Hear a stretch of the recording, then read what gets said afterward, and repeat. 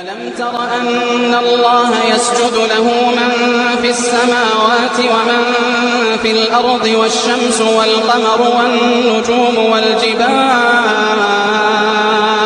والجبال والشجر والدواب وكثير